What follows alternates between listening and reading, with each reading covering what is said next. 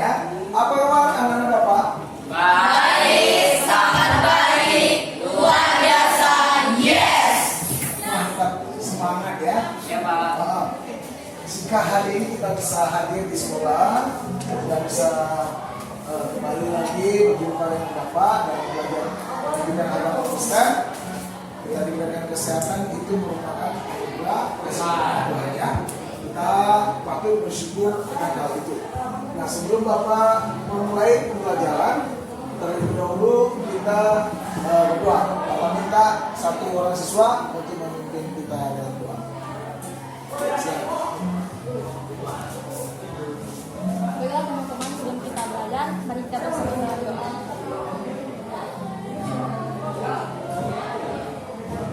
Amin. Amin. Terima kasih buat teman kita, anak kami.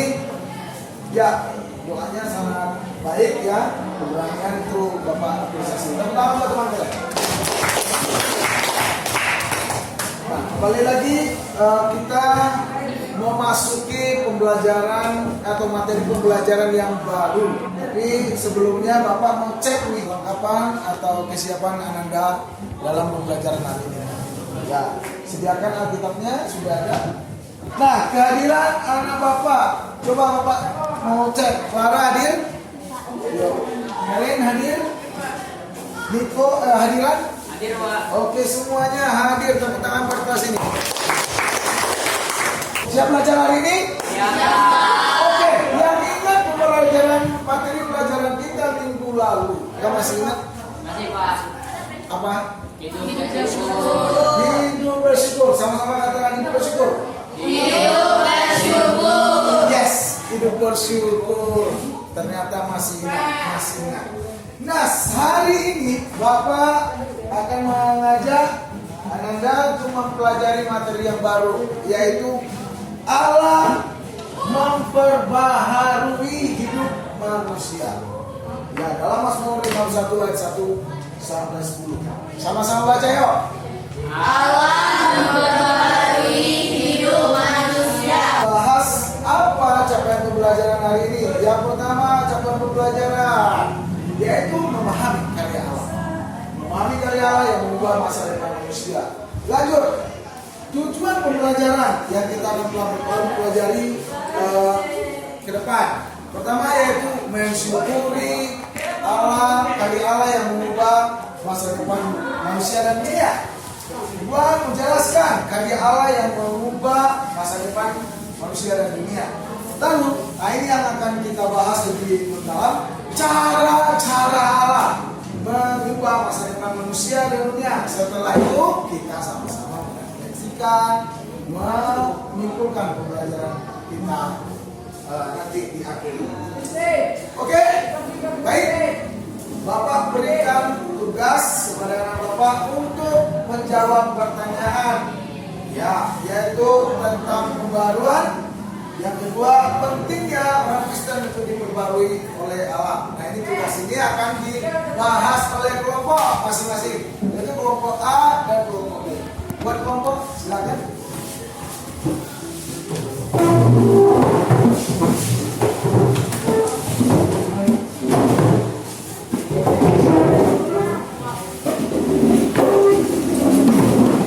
Cukup jelas ya pertanyaannya. Yang pertama, pengetahuan Ananda tentang pembaharuan. Yang kedua, pentingnya bagi orang Kristen untuk diperbarui oleh Allah. Sampai simpel ya. Kerjakan waktu Bapak berikan.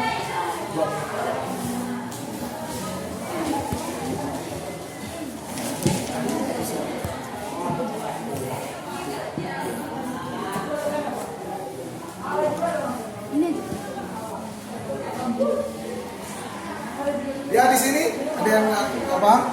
Lubang ya.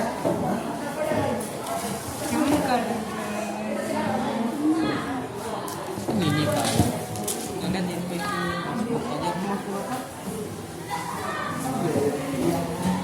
Kedua itu kerjakan jawab ya, bisa kan?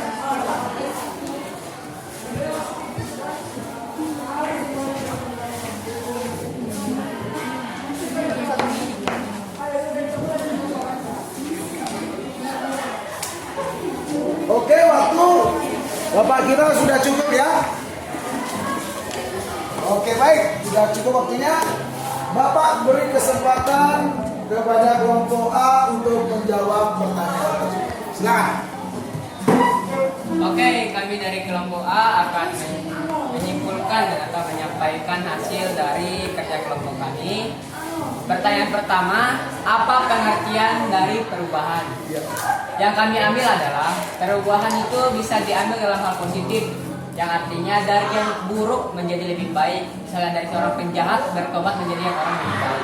Tapi juga ada kontroversi tentang perubahan ini. Dari yang baik malah berubah menjadi lebih buruk.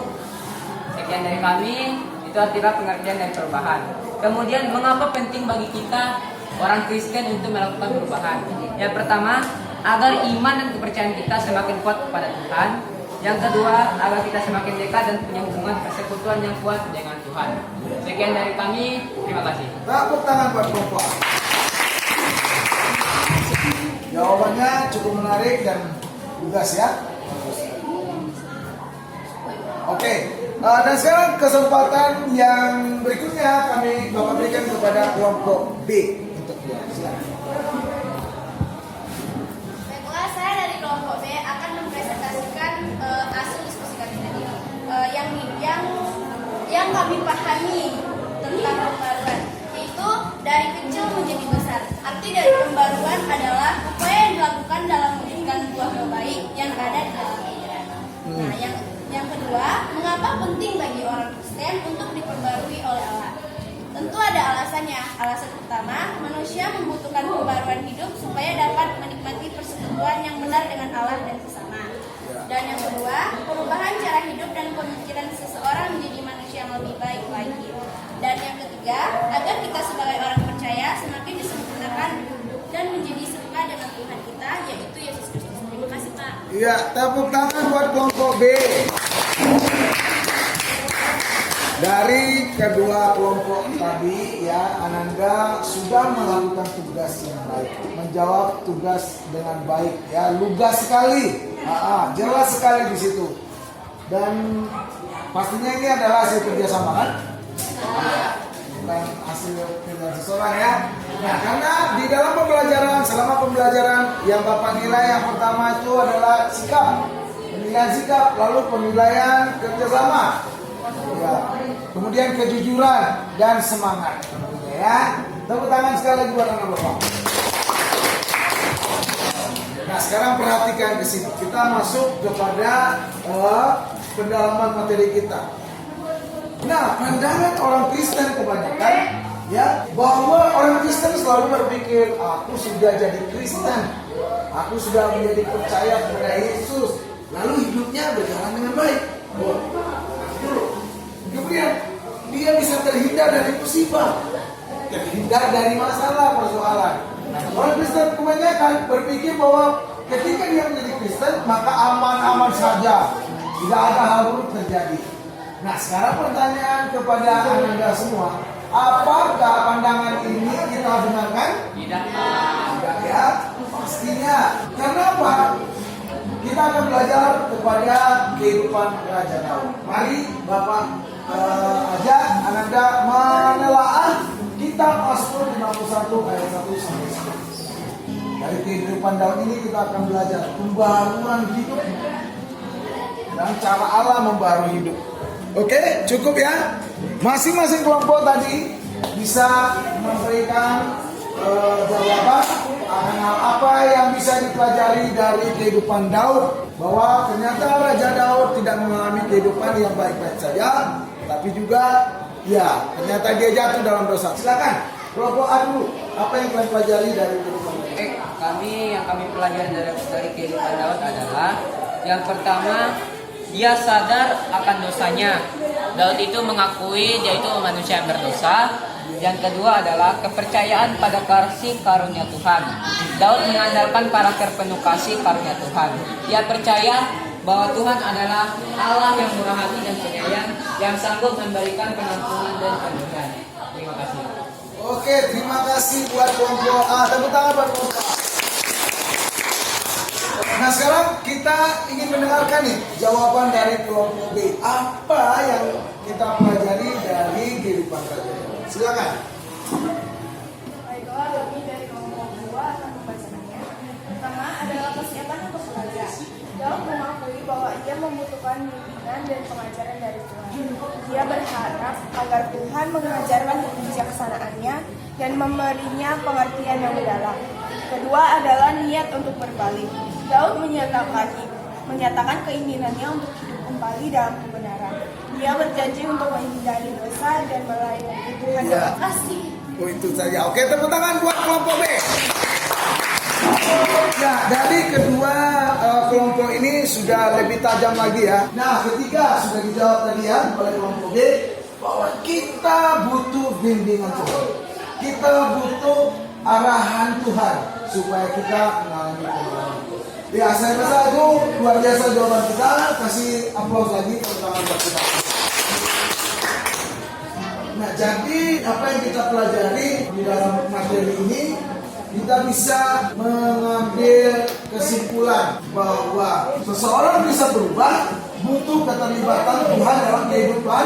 Nah, Anda semua kalau mau Tuhan perbarui perlu melibatkan Tuhan dalam kehidupan. Dari sekian penyampaian pembelajaran kita hari ini, ya dari penyampaian pembelajaran hari ini, apakah kesimpulan yang kita bisa berikan dan refleksi?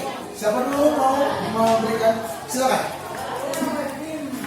Baiklah, saya akan menyimpulkan apa itu yang dimaksud dengan pembaruan oleh Tuhan. Jawabannya yaitu tindakan Allah sebagai pembaruan juga berarti Ia yang mengambil inisiatif untuk mendatangi manusia dan memperbaruinya. Dan yang kedua, Tuhan memperbarui secara terus-menerus di dalam Dia. Tuhan memperbarui hati kita, pikiran kita, dan tubuh kita. Ia bahkan memperbarui tujuan hidup kita. Sekian dari kesimpulan dari saya. Terima kasih. Ya, menarik ya bahwa kabar baiknya bahwa inisiatif pembaruan yang kita alami itu adalah inisiatif dari Tuhan. Tepuk tangan buat Nadia. Ada lagi yang bisa merefleksikan pembelajaran? Silakan. Baik, ada dua hal yang saya refleksikan, yaitu yang pertama, kasih dan rencana Allah yang dapat mengubah masa depan manusia dan kasih Allah dalam penyelamatan manusia. Ya. Kedua, Kedua, memampukan manusia menjadi semakin baik, mengikuti keteladanan Kristus, mengubah dan memperbarui hidup kita. bagus sekali ya, luar biasa jawabannya ya. Tepuk tangan buat teman kita. Yang pertama sudah kita garis bawahi, rencana Allah mengubah masa depan. Tadi inisiatif Allah memperbarui, sekarang rencana Allah mengubah masa depan manusia. Lalu kedua disinggung, menjadi semakin baik, memampukan kita untuk menjadi lebih baik dan mengikuti keteladanan Kristus. Nah, apalagi yang bisa kita refleksikan atau kita simpulkan? Silakan. Ada lagi? Ya. Menurut refleksi dan kesimpulan saya, seperti yang dikatakan di Mazmur 51 ayat 1 sampai 10 tentang memberikan gambaran kerendahan hati, penyesalan dan pemulihan Daud setelah dosa yang serius. Pelajaran-pelajaran ini dapat menginspirasi kita untuk memiliki kesadaran yang lebih dalam terhadap dosa, berbalik kepada Tuhan dengan kerendahan hati, dan berusaha untuk hidup dalam ketaatannya. Dan satu poin lagi, sebagai rasa syukur kita terhadap karya Allah yang mengubah hidup dan masa depan kita. Oke, tepuk tangan. Luar biasa. Jawaban dari anak-anakku yang hebat tadi memberikan kejelasan dalam materi kita dalam pembelajaran kita hari ini. Bapak percaya Allah bisa memperbarui hidup kita, tapi kuncinya adalah kerendahan hati, penyesalan seperti Raja Daud, dan bergantung kepada kasih karunia Tuhan, kemudian menyertakan Tuhan dalam kehidupan kita. Kita cukupkan pembelajaran hari ini. Sebelum kita akhiri, mari kita berdoa. Saya minta mohon Bapak, salah satu dari Bapak. Silakan.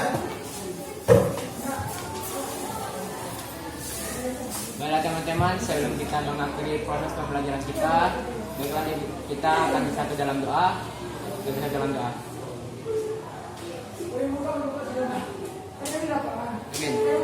Amin. Terima kasih. Tuhan memberkati. Selamat istirahat. Tuhan berkati. Salam.